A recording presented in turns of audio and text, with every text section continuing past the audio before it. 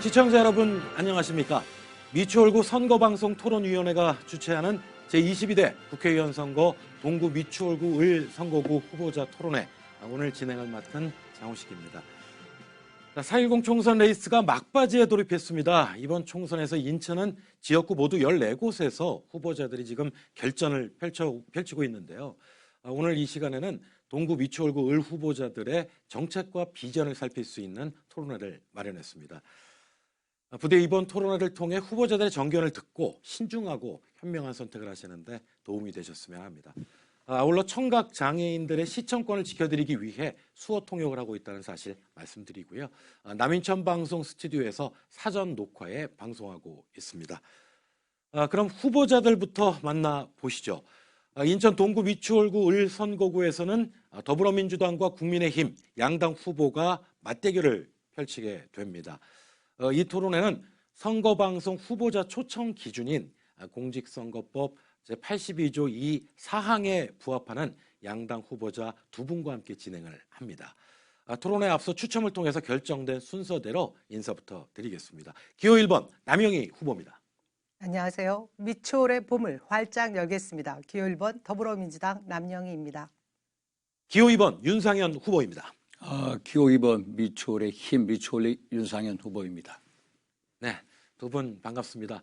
먼저 토론 전에 진행 방법을 간단히 소개를 드리겠습니다. 오늘 토론은 후보자들의 시작 발언에 이어서 사회적 공통질문 두 가지를 준비를 했습니다. 각 질문에 대해서 후보자별로 답변을 하신 다음에 상대 후보께 보충 질문을 하고 또 답변을 듣는 상호 토론 형식으로 진행이 됩니다. 시작 발언은 각 후보마다 2분씩 시간을 드리고요. 사회적 공통질문에 대한 각 후보들의 답변 제한 시간은 1분 30초입니다. 이어서 후보자별로 두 가지 공약을 발표를 하는데요. 첫 번째 공약 발표 후에 상대 후보자의 질문에 답변하는 형식으로 발표한 공약의 내용 범위 안에서 토론을 하시게 되고, 이어서 두 번째 공약을 발표한 다음에 같은 방식으로 또 토론을 이어갑니다. 마지막으로 마무리 발언 시간에는 2분씩 후보자별로 2분씩 시간을 드리고요. 후보자들께 주어지는 발언 시간을 확인하기 위해서 앞에 타이머를 설치를 해놨습니다. 보시고 남은 시간이 뒤에 뜨니까요. 발언 시간이 초과되면 마이크가 자동으로 꺼지게 되어 있습니다. 그래서 발언 시간에 유의해 주시길 바랍니다. 공정성을 위한 방침이니까 다소 불편하시더라도 양해를 부탁을 드립니다. 그럼 본격적인 제22대 국회의원 선거 동구 미추홀구 을 후보자 토론회를 시작을 하겠습니다. 먼저 후보들의 시작 발언을 들어보는 순서입니다. 발언 시간은 이미 말씀드린 것 같이 2분이고요. 먼저 남영희 후보부터 시작하시겠습니다. 말씀하시죠. 존경하고 사랑하는 미추홀구 유권자 여러분, 미추홀은 저를 키워준 고향입니다. 남편, 아들, 딸 계속해서 살아갈 저의 고향입니다. 지난 총선에서 171표라는 따가운 회초리를 저에게 주셔서 더 남영이 한층 더 성숙해져서 돌아왔습니다. 저는 왜 열심히 사는 사람들이 대접받지 못하는가? 상위 1% 그들만이 권력을 준 우리가 있는데도 불구하고 우리 앞에서는 마치 도와주는 척, 뒤에서는 자기들의 입속만 채우는, 그러며 떵떵거리고 사는 이 사회의 문제의식을 가지고 정치를 시작했습니다. 재벌, 그리고 제왕이 군림하는 나라를 국민, 우리 소시민이 주인이 되는 나라로 만들겠습니다. 그런 나라로 만들고 싶습니다. 저 같은 소시민도 할 수 있다는 것을 우리 미추홀에서 꼭 보여드리겠습니다. 존경하는 시민 여러분, 이번 총선은 민생을 내팽개친 용산 정치를 심판하는 선거입니다. 어떻습니까? 사과, 고추, 애호박 들었다 놨다 하는 서민들의 서름을 알기는 하는 정권입니까? 이토록 고물가, 고금리에 시달렸던 적이 있었습니까? 최저임금이 10,000원이 되지 않는데 1시간 내내 일하고도 사과 하나 사 먹기 힘든 나라, 이게 말이 됩니까? 여러분은 어떤지 모르겠습니다. 하지만 저는 너무 힘이 듭니다. 우리 이곳 미추홀에는 전세 사기로 힘든 청년, 신혼부부가 굉장히 많습니다. 그 전세 사기 피해자를 지원하기 위한 특별법과 개정안까지 민주당과 야당 주도로 만들어냈으나 대통령과 국민의힘은 외면하고 있습니다. 그뿐만입니까? 이태원 참사로 159명의 청년이 목숨을 잃는 사건에도 그 누구 하나 책임지지 않습니다. 예, 여기까지 듣고요. 또 좀 필요한 부분 있으면 나중에 얘기하시면 되고 계속해서 윤상현 후보의 시작 발언 들어보겠습니다. 말씀하시죠. 존경하는 미추홀 주민 여러분, 미추홀의 힘, 미추홀의 기호이번 윤상현입니다. 제가 선거에 나서는 목적은 명확합니다. 대한민국의 정치에 대한 개념을 박복시키기 때문입니다. 오직 국익만 바라보고 이해관계를 뛰어넘어 인간성이 존중받고 당보다는 사람이 우선임을, 이념보다는 사람이 우선임을 보여주고 싶기 때문입니다. 그래서 정치를 바로 세우고 대한민국을 바로 세우고 그리고 존경하는 미추홀 주민 여러분과 대한민국 국민을 섬기고 싶기 때문입니다. 아시다시피 우리 미추홀군은 전형적인 구도심입니다. 전형적인 구도심을 탈피하기 위하여 저 기호이번 윤상현 공공기반시설 구축과 교통인프라 확충에 노력해왔습니다. 누구도 하지 못했던 점포 급행열차를 정차시켰습니다. 누구도 하지 못했던 국립인천보험병원을 유치하고 인천종합청사를 유치했습니다. 그리고 누구도 하지 못했던 인천발 KTX 사업, 또 인천대로 일반 도로 사업을 이끌어냈습니다. 이제 그러한 발전 기반을 토대로 새로운 미추홀구의 신성장을 만들어내야 합니다. 경인선을 지하하고 인천 도시철도 4호선을 추진해야 합니다. 인천대로 일반 도로를 완료를 하고 그 다음에 주요 도로를 지하화해야 됩니다.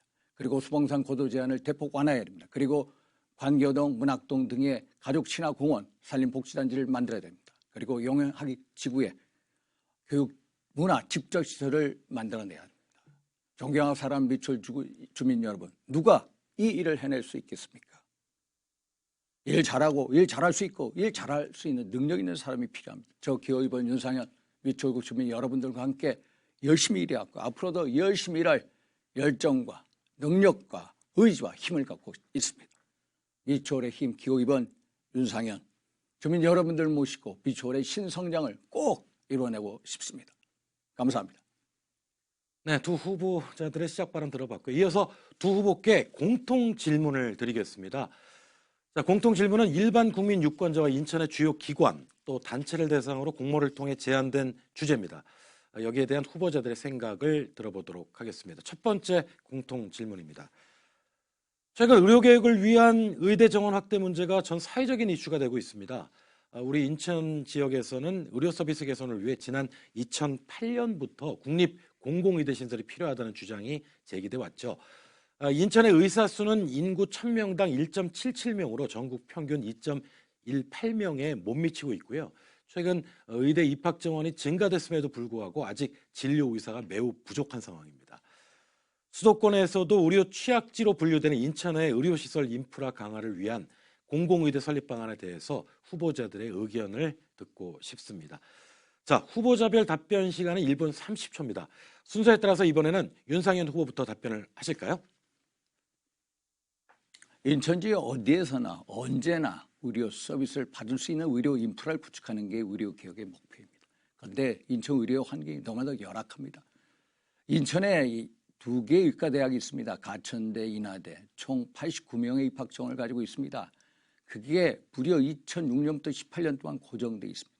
좀 전에 사회자께서 말씀하신 대로 인천의 그 1000명당 의사 수가 전국 평균에 못 미칩니다. 서울, 부산에 비해서 너무나 못 미칩니다. 그래서 인천대 국공립 공공의대 설립 법안을 저도 같이 발의를 했습니다만 아직까지 의사협회 반대에 붙여서 난항을 겪고 있습니다. 그래서 공공의대 설립은 기본적으로 중앙정부와 맥을 닿아야 합니다. 지금 현재 중앙정부에서 의정대학을 곧 시작할 기미를 보이고 있습니다. 입학정원, 의대 입학정원 증원뿐만 아니라 인천같이 의료 인프라가 약한 지역의 공공의대 설립 방안을 어젠다로 제시해야 합니다. 그러기 위해서는 인천에 있는 공공의대 설립 범심의 추진협의회께서 인천에 있는 의사분들하고 먼저 접촉해서 그것을 설득해야 됩니다. 그래서 중앙정부의 그 의료계가 만났을 때 당연히 인천의 공공의대 설립 방안이 의지화가 되도록 해야 됩니다. 결국 저 윤상현 의료사학시대 해소를 위해서 노력하겠다는 말씀도 덧붙입니다. 이상입니다. 네, 다음은 남영희 후보의 답변 듣겠습니다. 네, 뭐 국립공공의대 설립은 민주당의 주요 어젠다이기도 합니다. 우리 의료에 있어서의 공공성이 더 확대돼야 되는 부분, 그리고 의대 정원의 확대 부분도 지난 정부에서 줄기차게 민주당 쪽에서 주장했던 부분이죠. 지금 뭐 윤상현 의원께서 말씀을 하신 부분도 제가 다 동의를 하고 중요한 부분을 말씀을 해주셨는데, 인천의 그 지리적인 특성상 사실 여기는 인천공항, 항만, 그리고 도서 지역이 다 포함되어 있는 지역 아니겠습니까? 이런 지역일수록 그 의료 사각지대가 굉장히 많이 생기는데, 그것을 커버할 수 있는 것은 결국 공공의료라고 생각합니다. 그렇게 그 공공의료를 잘 대응하고 대처하기 위한 방안으로서 인천에 국립대 공공의대 하나 정도 생기는 것, 이전부터 했어야 될 일인데 여태 하지 못한 것이 안타깝지요. 그리고 의료 종사자의 수만 보더라도 저희와 인구수가 비슷한 대구, 부산에 비해서 1000여 명 이상이 적게 종사하고 있는 것이 인천의 실정입니다. 이런 문제들을 고쳐 나가야 될 부분이 있다고 생각합니다. 네, 두 후보의 답변 잘 들었습니다. 그러면 각 후보의 발언에 대해서 상호 토론하는 시간을 갖겠습니다. 먼저 윤상현 후보부터 질문을 해주시고 여기에 대해서 답변 듣겠습니다. 말씀하시죠. 민당은 이번 총선에서 지난 대선에서나 지역의료, 필수의료 공약을 꼭 넣습니다. 그런데 지난 1월 달 민주당의 이재명 의원, 현재 민당 대표이자 계양갑의 국회의원입니다. 피습을 당했을 때 부산대 의대병원을 폐기치고 전월 신청해서 서울대병원을 왔습니다. 말로는 공공의대 또 지역의대 뭐 이런 얘기를 하더라도 결국은 의대 서열화를 부추기고, 그리고 소위 말해서 지방의료에 대한 편견을 드러내고 있습니다. 제가 하나 보도를 보여드리겠습니다. 한번 보십시오. 한번 비춰주세요. 또 같은 당에 있는 정청래 의원, 서울대가 잘하니까 그걸로 갈 수 있는 거 아니냐, 이런 식으로 거들었습니다. 결국 말하고 행동하고 다르다. 내로남불의 전형이 우리 민당 이재명 대표다, 이런 말씀을 드립니다. 이거에 대한 입장이 있으십니까? 네, 남영희 후보 답변하실까요? 사선의 중진 의원께서 지금 야당 대표의 피습 사건을 가지고 공공의료의 중요성과 접목시킨 부분에 대해서 굉장히 참담한 마음입니다. 그 사건은 우리나라에서 정치사에서 있어서는 안 될 굉장히 중요한 사건이었고요. 당시 위급한 상황에 대한 응급 처리에 대한 것은 전문가의 의견에 따른 것이었습니다. 이것을 계속해서 국민들을 갈라치게 하는 모습 보기 좋지 않습니다. 공공의료 확대는 우리 복지 사각지대를 커버하기 위한 중요한 사회적 이슈다, 이렇게 말씀드리고 싶습니다. 네. 자, 이 두 분 질문과 또 답변 이렇게 차례로 지금 듣고 있는데요.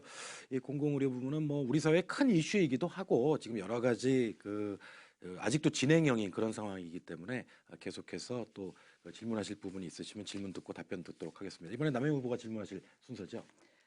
인천에서는 실제로 치료 가능한 사망률에 있어서 전국 17개 시도에서 가장 많은 숫자를 발생했다라는 보고가 있습니다. 이것이 2022년 보건복지부 자료인데요. 이런 부분을 어떻게 해서 커버할 수 있을지, 인천에서 오랫동안 다선 의원으로 활동해 오셨는지 이 부분에 있어서 책임은 없으신지, 그런 부분을 먼저 여쭙고 싶습니다. 시간이 조금 남았는데 그냥 질문하셨으니까 네네. 예, 답변하실까요? 좀 전에 말씀드린 거에 대해서 일단 답변부터 드리겠습니다. 갈라치는 게 아닙니다. 정말 위급 환자라면 부산대 병원에 있으면서 전문가들을 부산대 병원에 오게 해야죠. 진짜 갈라치는 거는 정청래 최고위원입니다. 병원을 서열화했습니다. 서울대가 부산대 병원보다 훨씬 더 좋다고 했습니다. 그래서 제가 서열화시키고 갈라친 거는 민주당이다, 이런 말씀을 드립니다. 의료 사각지대가 많습니다. 도서 지역에도 168개 도서 지역에 우리가 지역 인프라를, 의료 인프라를 깔아야 됩니다. 지금 못 미칩니다. 결국 필요한 거는 원격 진료 강화시켜야 됩니다. 그리고 공공의대든 지역의대든 목적은 똑같습니다. 의료 사각지대를 방지하기 위한 겁니다. 그래서 일단 그런 법안이 통과가 안 되더라도 지역 필수 의사제를 도입한다든지 어떤 지역 의료 발전 기구를 만들라든지 해서 지역 소위 말해서 의료 격차 특별법을 먼저 만들어서 통과시키자, 이런 말씀을 드리고 싶습니다. 22대 국회의원 선거 인천 동구 미추홀구 을 선거구 후보자 토론회 함께하고 계십니다. 한 가지 말씀을 드리면 이 토론회는 시청하시는 유권자들이 바라는 것, 동구 미추홀구의 비전과 공약과 이를 뒷받침할 후보자들의 공약, 정책입니다. 따라서 각 후보들께서는 상대 후보에 대해서 지나친 인신 공격이나 비방 발언은 삼가해 주시기라 믿고 있겠습니다. 자, 두 번째 공통 질문 드립니다. 지역경제 활성화 방안에 관한 내용입니다. 장기간 지속되는 고물가 현상으로 인해서 소비 수요가 침체되고 전통시장 상인과 소상공인 등 골목 상권의 자영업자들이 크게 타격을 받고 있습니다. 영업이익이 감소하고 빚을 감당하지 못해 폐업하는 업체가 속출하고 있고요. 이 지역사회 전체가 활기를 잃었다, 뭐 이런 평가까지 나오고 있습니다. 미추홀구 지역경제의 중추적 역할을 해온 전통시장 상인이나 소상공인 등 지역의 자영업자들에 대한 지원과 지역경제 활성화 방안에 대해서 구체적으로 말씀해 주셨으면 합니다라는 것이 공통질문 두 번째 질문입니다. 마찬가지로 후보자별 답변 시간은 1분 30초입니다. 이번에는 남영희 후보부터 답변하실까요? 네, 정말 우리 주민들 만나기가 너무 힘이 들 정도로 굉장히 정치인의 한 사람으로서 송구스러운 마음이 앞섭니다. 선거 운동을 한다고 골목 상권 구석구석을 다녀보면 정말 코로나 때보다 더 힘들다. 그리고 IMF 위기 때보다 더 힘들다 말씀을 하시는데요. 그것이 왜 그러냐. 그 원인은 당연히 쓸 돈이 없는 거 아니겠습니까? 돈이 돌지 않고 있습니다. 그래서 저희는 민주당에서 민생회복지원금이라고 해서 긴급 현금이 아닌 지역화폐를 지급해서 골목 상권에 심폐소생을 하겠다. 이런 안을 내놓습니다. 이것은 한 가구당 100만 원을 기준으로 하고요. 지역 화폐로 이것을 지급하게 되면 결국 그 지역 내의 상권에 피가 돌게 할 것입니다. 긴급 자금이 투여돼야 되는 부분이다. 저희가 지난번 코로나 때 긴급 재난금으로 많은 분들이 정부가 나에게도 뭔가 혜택을 주는 때도 있구나라는 그런 정치 효능감을 느껴본 적이 있었을 텐데요. 그것이 주는 승수 효과가 엄청나다는 사실은 누구도 부인할 수 없을 겁니다. 이에 대해서 국민의힘 경제학자 일각에서는 지금 고물가가 되는 것은 결국 돈이 더 풀리게 되면 물가가 더 상승하게 될 텐데 이런 말씀을 하시는데 고작 13조 원 정도면 충분히 해결할 수 있는 문제고요. 긴급 수혈이 필요한 부분이기 때문에 민주당, 저 남영이 당선되면 곧바로 추진하겠다 이런 말씀드립니다. 네, 계속해서 윤상현 후보도 답변하실까요? 제가 좀 전에 말씀드린 미추홀구의 발전 기반, 공공기반 시설 구축과 교통 인프라 확충이 결국 지역경제 활성화를 위한 거였습니다. 그런 발전 기반의 토대 위에 도시철도 4호선 경인선의 지하화 또 인천대로 일반 도로와 지하도로와 등등 이런 소위 말해서 거시적 인프라 조성이 지역경제 활성화에 이바지할 것입니다. 그리고 또 하나 수도권에 대한 규제, 정비법이라든지 재건축 재개발 규제 완화 또 수봉산 고도 제한의 완화 등이 결국 지역경제 활성화의 거시적인 인프라 틀을 구성할 것입니다.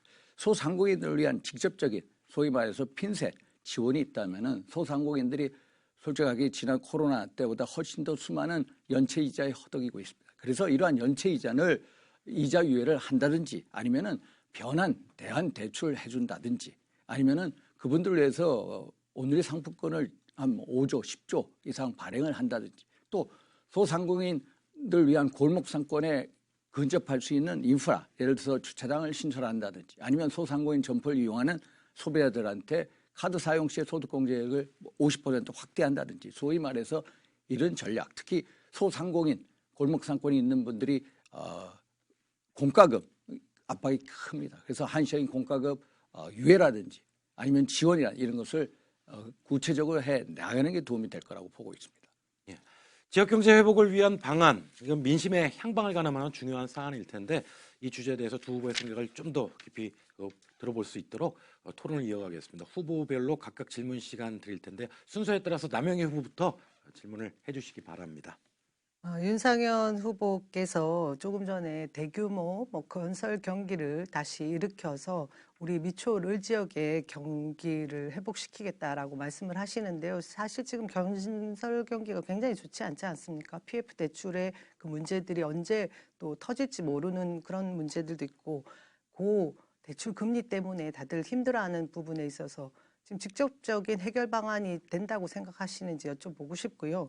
그리고 민생회복지원금을 통해서 골목 상권이 살아날 것이라는 것에 대한 우리 윤상현 의원의 고견을 듣고 싶습니다. 그거에 대해서? 민주당이 내놓은 1인당 지급하는 민생회복지원금에 대해서 어떤 생각을 가지셨는지 궁금하고요. 건설 경기가 좋지 않은데 대규모 SOC 사업을 다시 더 부흥시켜서 지역 골목 상권을 일으키겠다라는 말로 연결짓는 것이 현실성이 있는지에 대한 질문을 하고 싶습니다.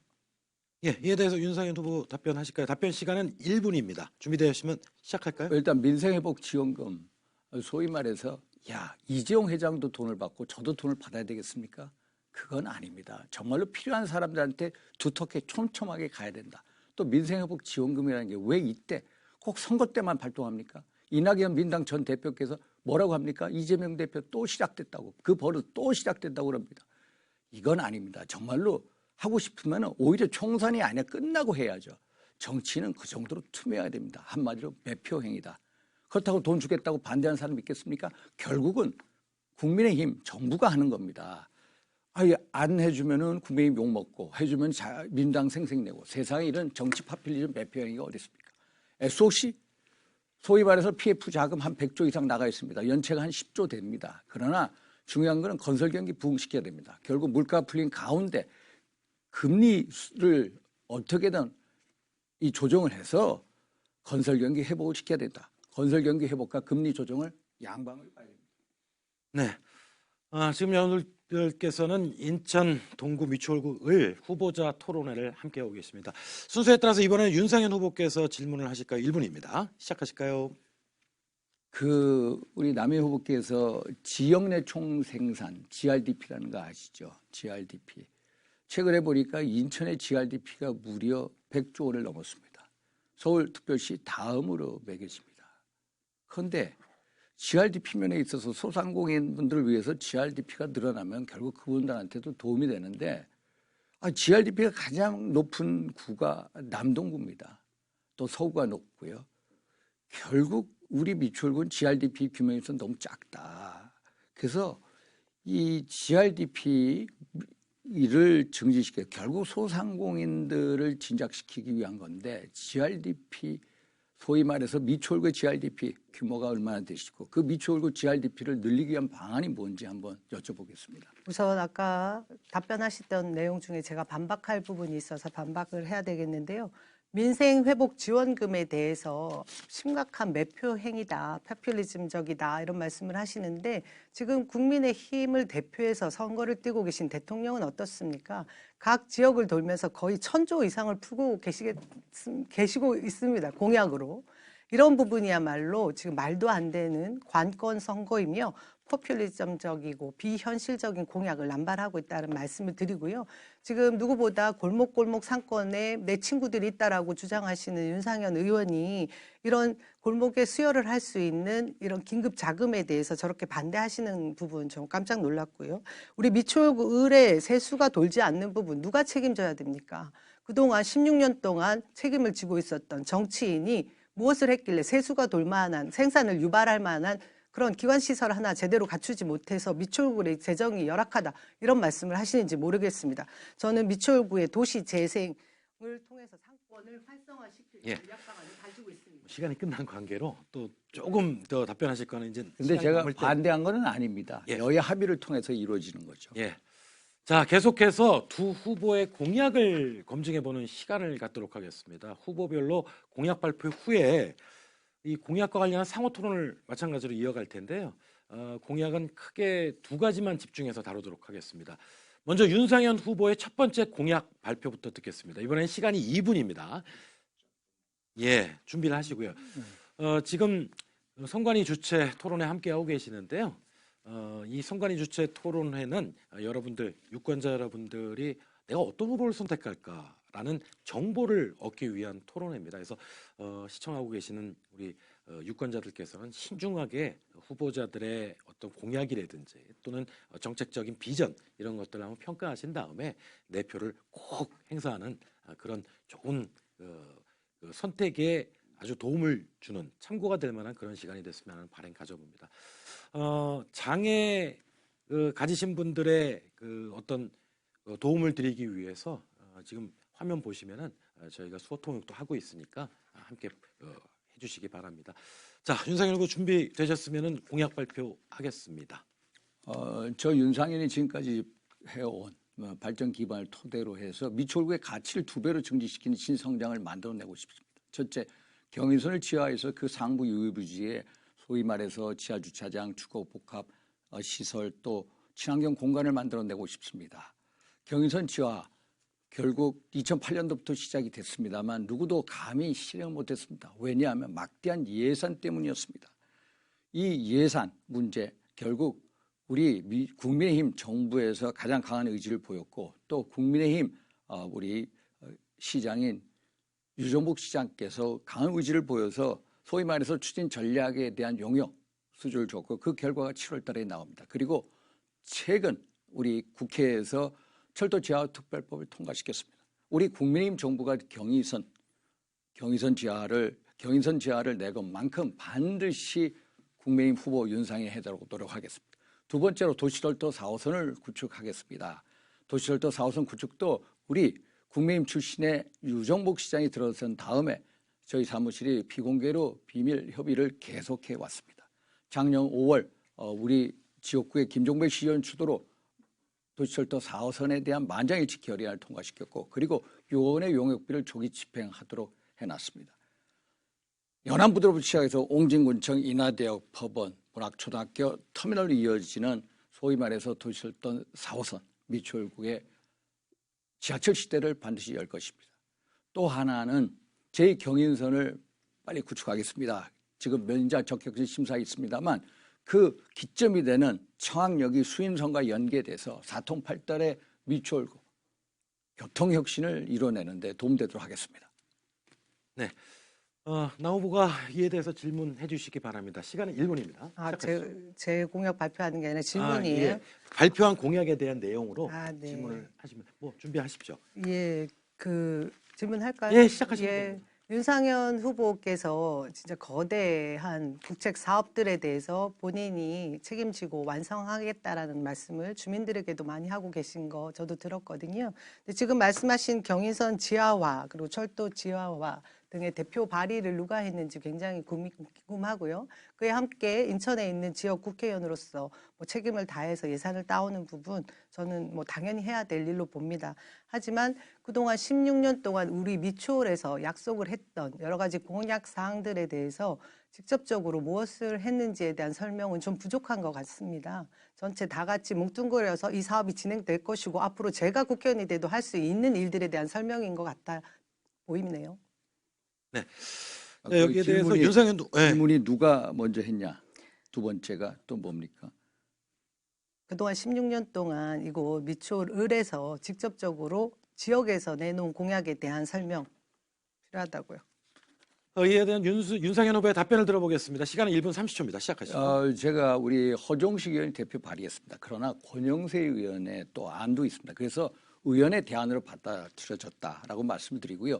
이 사업을 먼저 대통령 공약으로 내건 사람은 윤석열 대통령 후보다 이런 말씀을 드립니다. 그래서 또 하나 우리가 결국 이 사업을 할 수 있는 것은 여당 국회의원입니다. 제가 하나 보도를 보여드릴게요. 우리 남영희 후보님 이거 기억나세요? 이거 지난 총선 후보자 토론회에 있어요. 야당은 국토부 예산을 딸 수 없다는 겁니다. 그래서 제가 더더욱이 나서는 이유입니다. 한번 꼭 생각해 보시고요. 그리고 공약 이행률, 제가 공약 이행률이 지난 국회 89, 최근엔 79라고 해서 언론에 나왔습니다만 인천에 있는 국회의원 중에 공약 이행률 2등입니다. 그래서 어떤 공약 이행률 저는 우리 남영희 후보께서는 제가 한 게 없다 계속 그러시는데 도대체 미추홀구에 몇 년 살으셨습니까? 과거에 신창 아파트에서 하객동 가는 그 막혀있던 거 기억하나 모르실 거예요. 그걸 기억하시는 분들은 야 윤상이 일 많이 했다. 과거에 소위 말 국립인천 본병에도 뭐가 있었는지 아세요? 군부대가 있었습니다. 문학사에도 미사일 부대가 있었습니다. 또 숭이동, 하객동, 집창촌이 있었습니다. 그 시대에 비해서 정말 상전벽해를 이뤄낸 것입니다. 16년 동안 일하셨어야 되는 게 맞죠? 일을 잘해왔으니까 일하시는 거 무소속에서 살아오는 맞죠? 겁니다. 예, 근데 아까 저 반박해도 되나요? 잠깐만요. 아니 그래서 지금 그래서 말씀하셨어요? 무소속 살아오셔서 일 때문입니다. 당을 떠나서 인간 윤상현을 보고. 예. 시간이 끝났고요. 이에 대해서 반박이나 질문이나 1분 동안 하실 수 있습니다. 시작하실까요? 예, 조금 전에 그 보드판을 보여주시면서 4년 전에 저의 모습을 보여주셨는데요. 제가 그 지점을 정확히 제대로 알지 못해서 아마 낙선을 했던 것 같습니다. 최근에 제가 안 사실은 초선임에도 불구하고 야당 의원임에도 불구하고 민주당 모 의원이 지역의 예산을 천 몇백억 가져갔다 이런 것을 웹잡으로 홍보하고 자랑하는 그런 의원을 제가 확인을 한 적이 있거든요. 근데 우리 윤상현 후보는 이전에 많은 일을 하셨었는지는 모르겠습니다. 하지만 저와 경쟁했던 지난 총선 이후로 제가 확인한 바에 의하면 약속했던 것들이 제대로 이행된 게 없습니다. 이게 지난 21대 총선의 윤상현 후보의 그 공약사항인데요.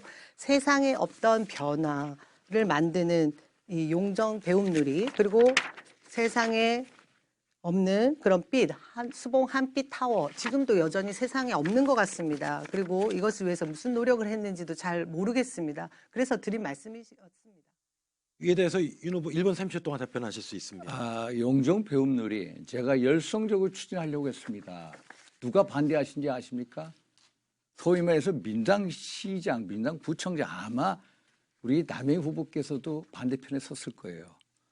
용정 배움놀이 떠나가는 미추홀구가 아니라 돌아온 미추홀구, 정말 우리 아이들을 위해서 대형 메가 라이브러리를 꿈꿨습니다. 그 안에 실내 놀이터가 있고 맘스 카페가 있고 보육센터가 있고 공연장이 있고 영화관이 있는, 소위 말해서 최고의 교육 문화시설을 하려고 했는데 사사건건 반대하기 누구입니까? 반대했다는 아니, 사실로 사사건건 확인해 주셔야 합니다. 민당시장이었습니다. 저하고. 허위 사실을 계속, 말씀하시면 안 민당시장이 됩니다. 저하고 계속 3차례나 싸웠습니다. 저는 반대한 적이 그래서 없고요. 용정 배움들이 추진하는 사실도 본 결국 적이 거기에다가 없습니다. 뭐 하여튼 안 했으면 됐고요. 그래서 용정 배움들이 결국 스탑했는데 거기에다가 소위 말해서 무슨 센터 진작에다가 그게 맹꽁이 때문에 무너지지 않았습니까? 결국 그거 스탑시켰고요. 그래서 다시 추진하려고 하고요.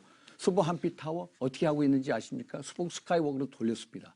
그래서 80억의 예산이 들어갑니다. 그래서 현재 20억의 예산을 준비해서 그걸 가지고 하려고 합니다.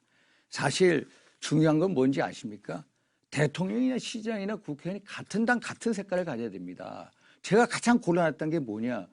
민주당 구청장, 민주당 시장 때였습니다. 민주당 시장, 민주당 구청장 때문에 일을 할 수가 없습니다. 저같이 일 잘하는 사람들, 일을 못하게 만드는 사람들이. 지금은 대통령도 사사건건. 구청장도 다 국민의 힘으로 그래서 아니십니까? 아니 가만히 계시고요. 그래서 제가 같은 당 색깔이 중요하다. 대통령, 시장, 국회의원 같은 당이 돼요. 예.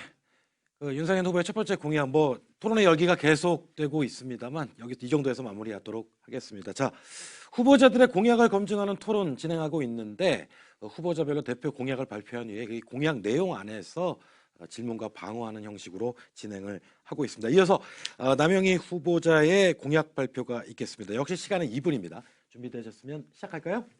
예. 저는 간병비 지원과 관련해서 대한민국의 많은 우리 국민들에게 많은 도움이 될 만한 그런 사회적인 아젠다를 가지고 왔습니다.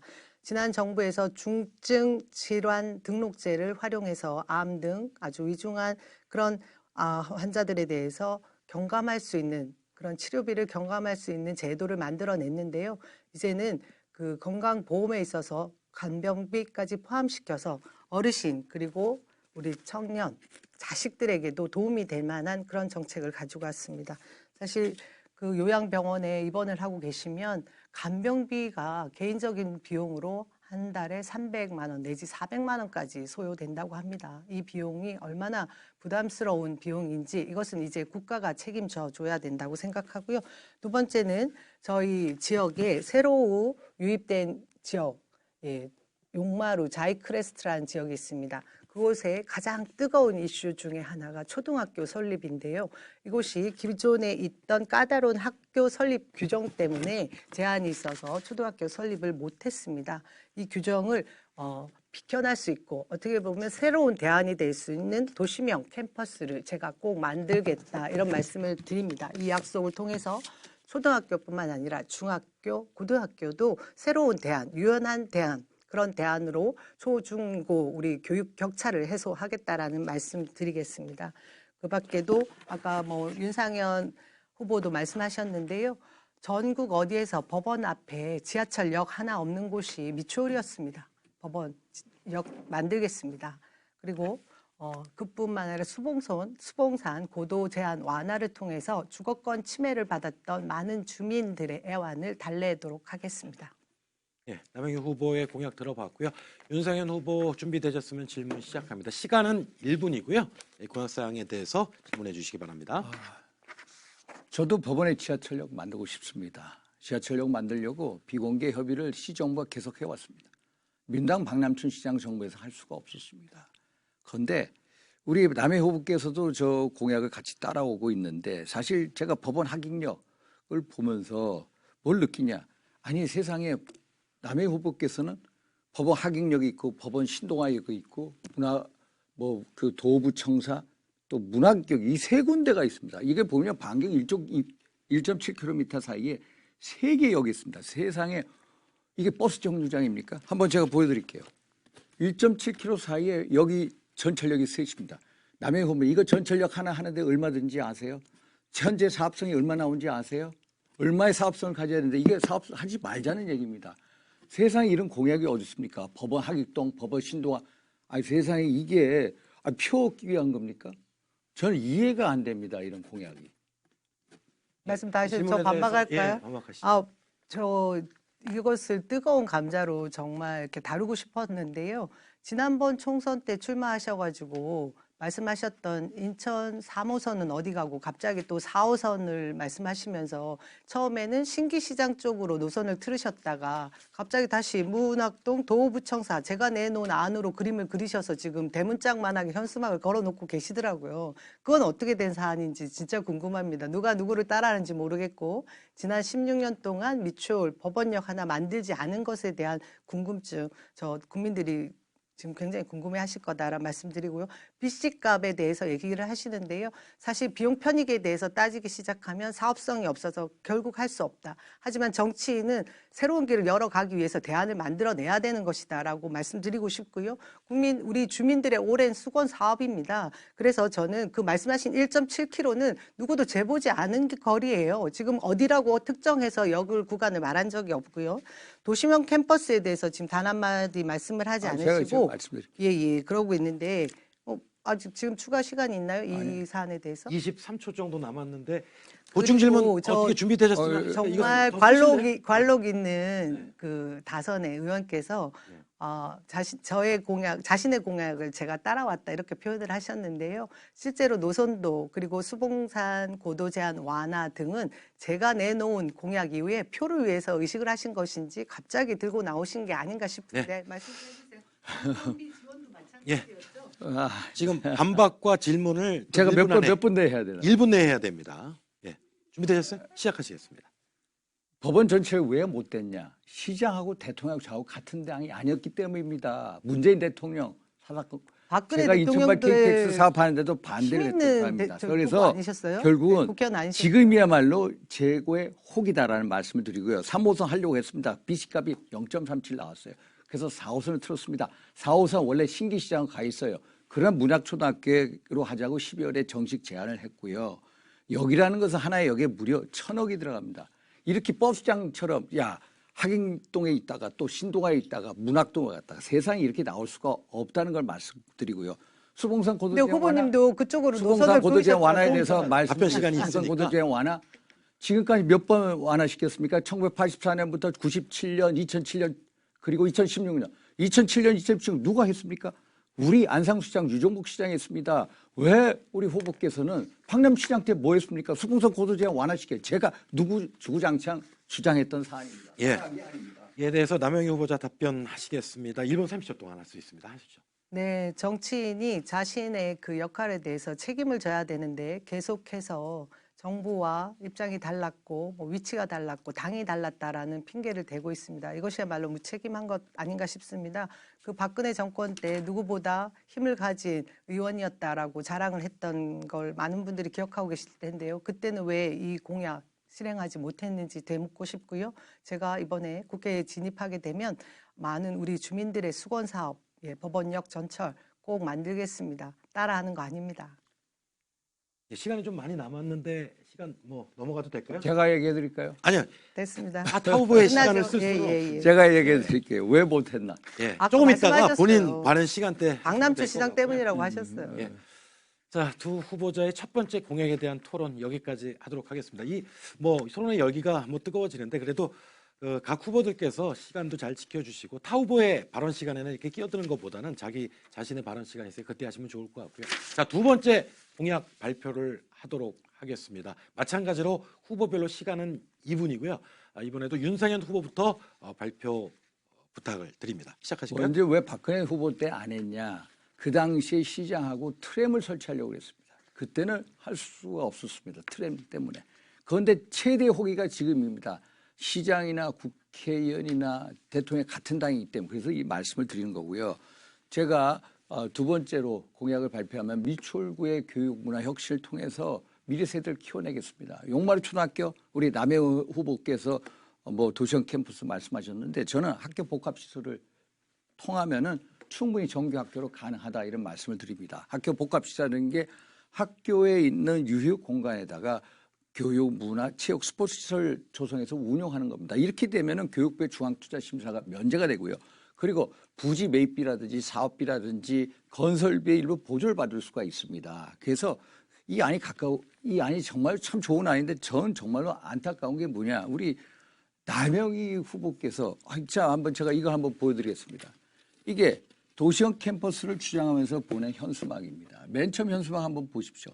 2km 이내는 학교 설립이 안 된다. 4,000세대 미만 학교 설립이 법적으로 불가하다고. 용현 자해에는 이게 안 된다고 했습니다. 제가 3월 10일 날 용현 자해에 있는 주민분들의 초청을 간담회 가졌습니다. 제가 이제 법적인 상황을 설명해.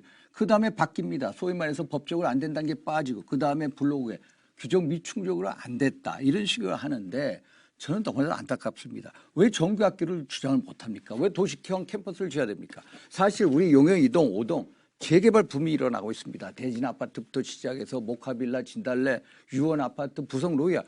소위 말해서 재개발 또 윤석열 정부에서 재개발 재건축 규제를 대폭 완화시켰습니다. 소위 교육청이 주장하는 학생 유발수 충분히 맞출 수가 있습니다. 정규학교로 가자 이런 말씀을 드립니다. 그래서 학교 복합시설로 가자 제 공약으로 또 그러면 도시형 캠퍼스에 반하는 공약으로 말씀드리겠습니다. 예, 윤상현 후보 공약에 대해서 이번에는 남영희 후보가 질문이나 반박을 하실 차례입니다. 예, 지금 저희 그 젊은 층들이 대거 유입된 그 자이크레스트 용마루 지구 주변에는 이 초등학교 신설 문제가 굉장히 뜨거운 이슈거든요. 지금 여러분들이 들어보시면 윤상현 의원은 정규 학교를 설립할 수 있을 것처럼 말은 하고 있지만 실제로 그곳에는 복합시설을 넣겠다 이 말씀을 하시거든요.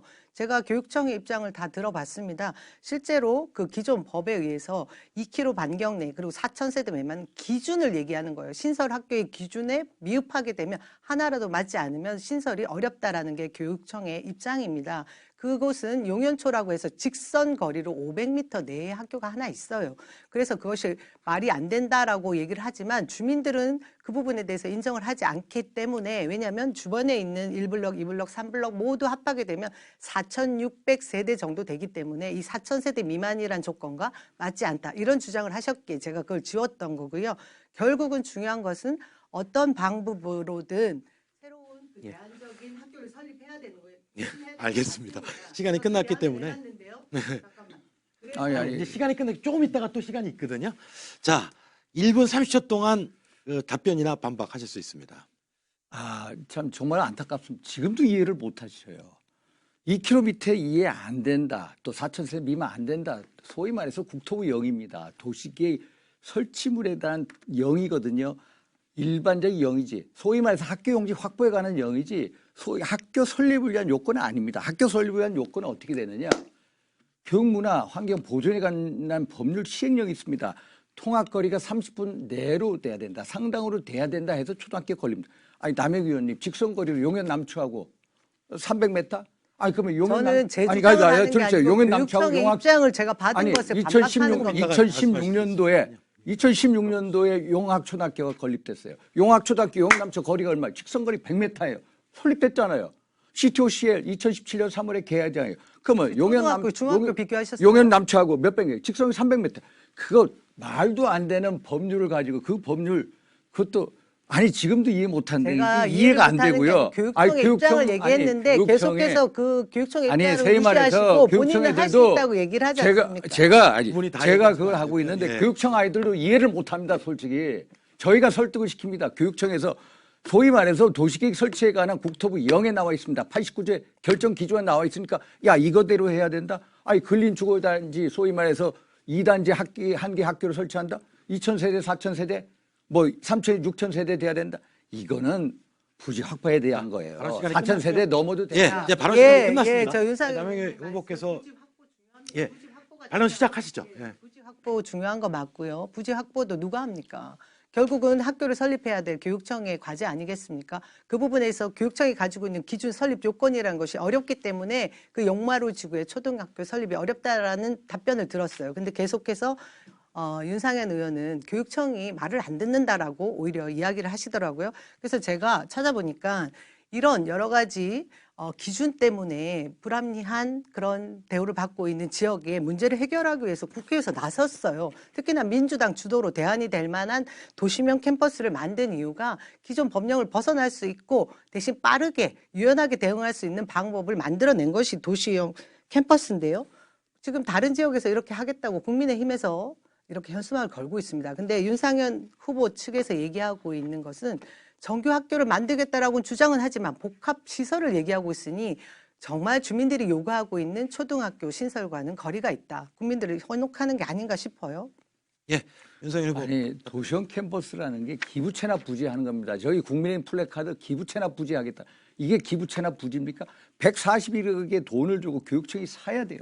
거기에 어떻게 정규 학교에 준하는 도시형 캠퍼스가 갑니까? 아니 도시형 그러면 141억이면은 소위 말해 교육부의 중앙투자심사를 면제받아 어떻게 해야 됩니까?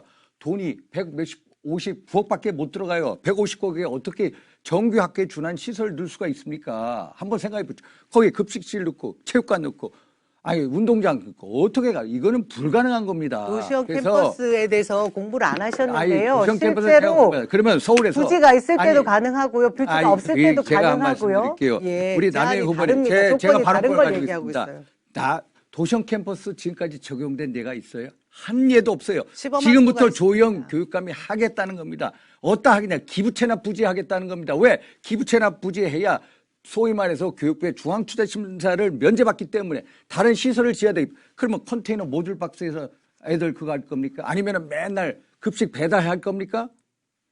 이거는 상식적으로 안 되는 거예요. 우리가 도시형 캠퍼스 학교 복합시설을 가자는 것은 지역에 대한 공헌도 하고 아이들의 안전도 유지하고 사업성, 경제성만 하는 게 아니라 정책성을 봐야 됩니다. 이것은 교육감의 결단입니다. 교육감 최근에 뭐라고 한지 아십니까? 교육청 특수학급만 넣으면 괜찮지 않아요? 특수학급만 넣으면 해주겠다는 겁니다. 세상에 이런 교육청이 어디 있습니까?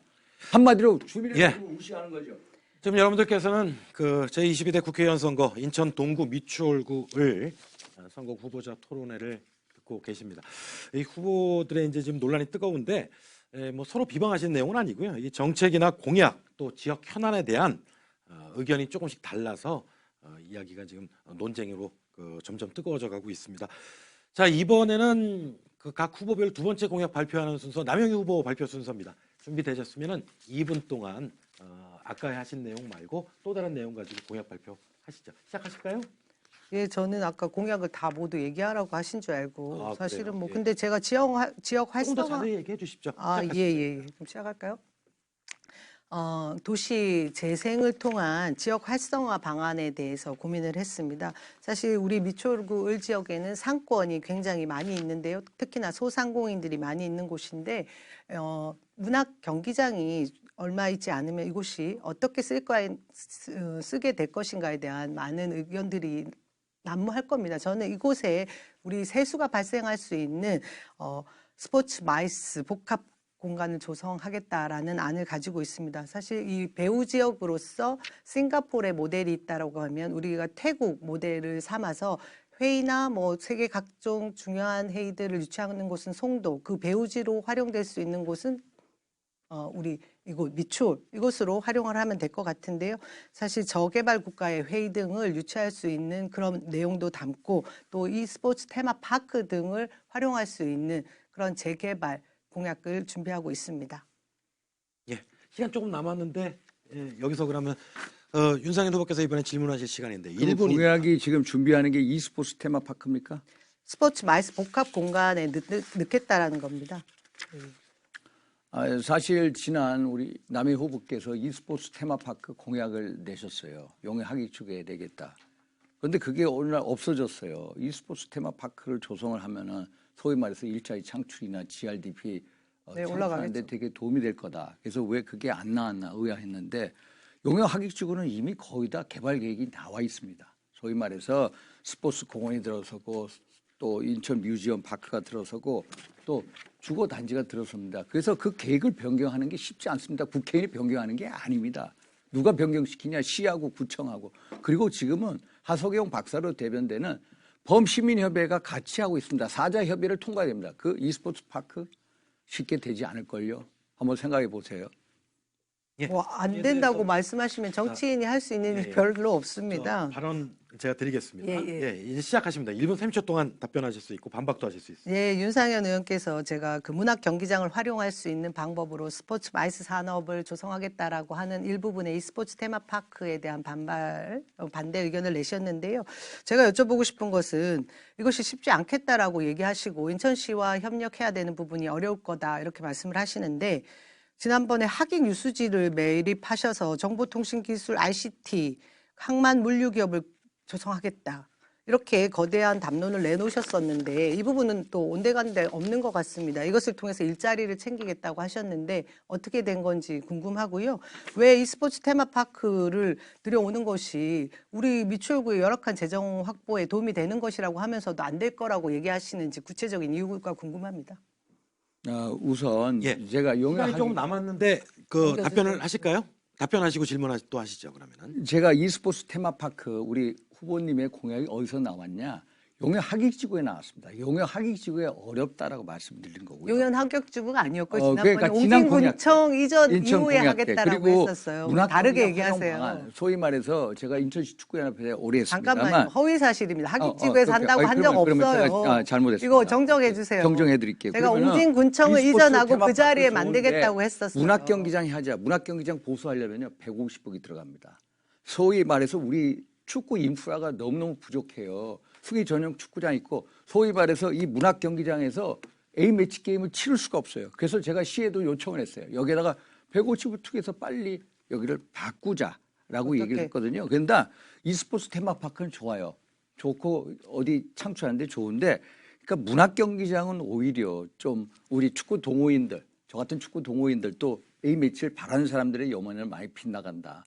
그래서 또 특히 시장하고 조율해야 되는데 시장 조율이 그렇게 쉽지 않을 거다. 예. 이런 말씀입니다. 상 후보께서 또 반박하고 질문 또 있으시면 하시죠. 1분 제가 다시 질문하겠습니다. 이곳 학익 유수지를 매립해서 첨단 물류 기업 클러스터를 조성하겠다라고 하셨어요. 사실 이 학익 유수지 옆에는 철새, 천연 철새가 오는 좋은 갯벌이 함께 조성되어 있어서 저는 이것을 친환경 생태 공원으로 조성하겠다라는 그런 공약도 내놨거든요. 근데 지난번에 내놨던 이 정보통신기술 항만 물류기업 클러스터를 조성하겠다고 했던 이 공약은 온데간다 없어 보입니다. 이 부분에 대한 설명 좀 부탁드릴게요. 얼마나 우리 미추홀구의 GRDP가 안 나오면 이 발상을 했겠습니까? 학익유수지 갯벌을 매립해서 뭔가 클러스터를 만들자 했는데 안 된 이유가 뭐냐면은 사실 학익유수지 매립 이게 북한 쪽으로 물류단지가 많이 넘어갔습니다. 그래서 이 공약을 철회를 했고요. 학익유수지에 가면은 저새라는 게 있습니다. 저새가 있어서 저도 저새가 정말로 희귀새입니다. 그래서 이 희귀새를 보호하기 위해서 제가 최근에 인천환경연합 관계자를 만났습니다. 그래서 학익유수지에 매립을 하든 보존을 하든 이거에 대해서는 우리가 민, 관, 정, 시민단체 한번 모여서 한번 토론해보자 이런 입장입니다. 알겠습니다.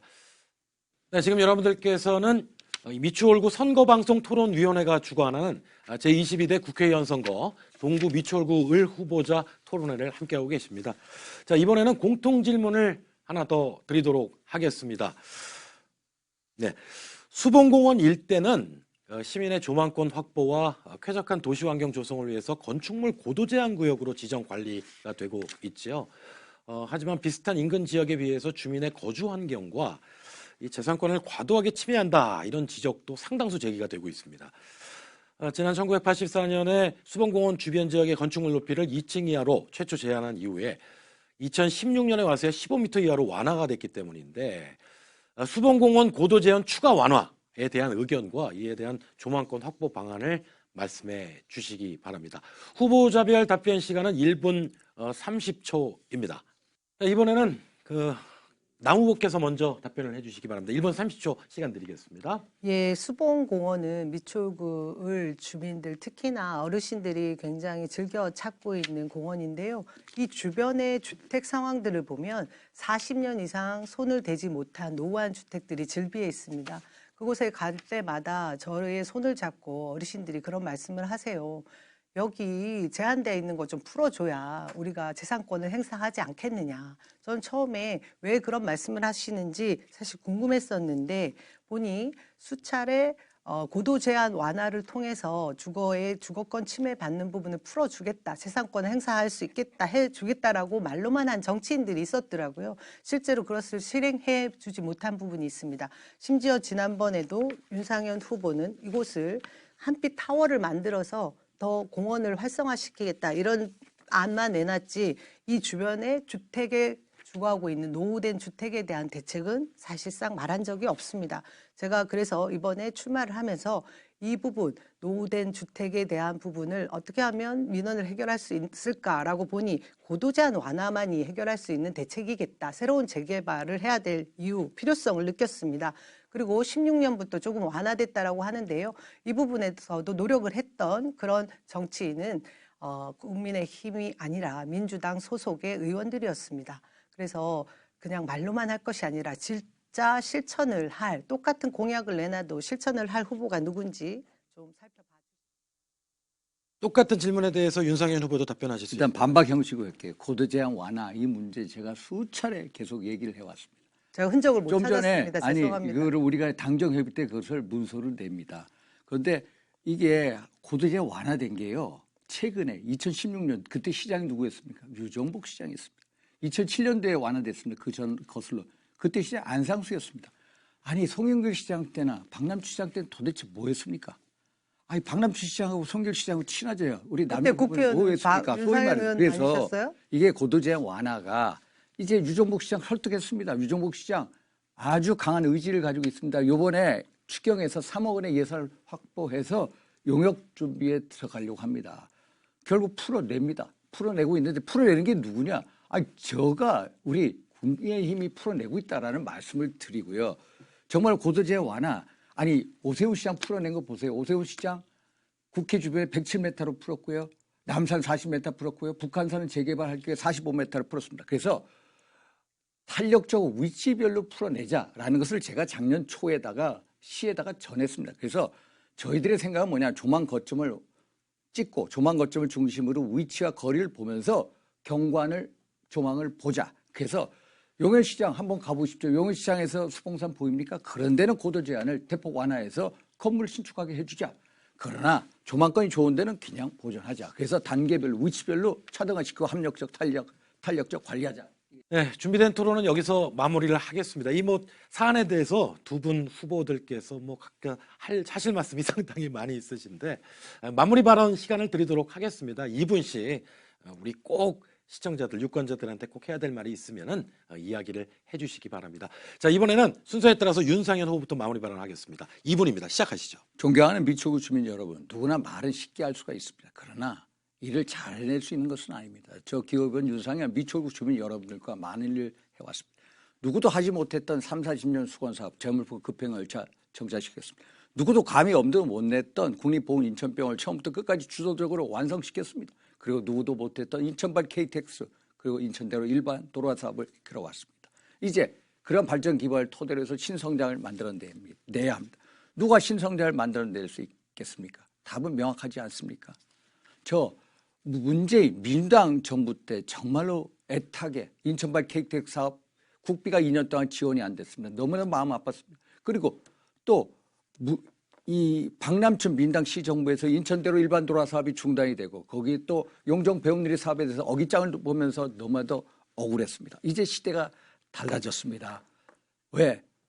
저와 시장과 대통령이 같은 색깔이기 때문입니다. 이제 정말로 미추홀구 발전을 위한 신성장의 새로운 도약의 기회를 만들었습니다. 제가 말씀드린 거 다 해낼 수가 있습니다. 좀 전에 제가 보도에서 말씀드린 것 같이 야당 후보 못 해냅니다. 국토부 예산 어떻게 따옵니까? 역 하나에 1,000억이 들어갑니다. 1,000억 들어간 예산 못 따옵니다. 그거 할 수 있는 것은 중앙에 힘 있는 정치인이 해낼 수밖에 없습니다. 그래서 저 윤상현에게 힘을 실어주십시오.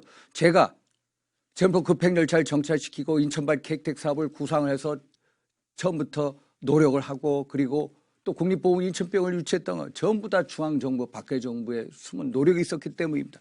중앙에서 할 말하고 힘 있는 정치 누구입니까? 누가 미추홀구의 신성장을 이끌어낼 수가 있겠습니까? 저 미추홀의 발전을 위한 거라면 불가능에 도전하는 바보가 되겠습니다. 불굴의 의지와 전혀 꺾이지 않는 마음과 열정과 힘을 가지고 미추홀구 주민 여러분들 섬기면서 미추홀구의 신성장을 반드시 해내겠습니다. 감사합니다.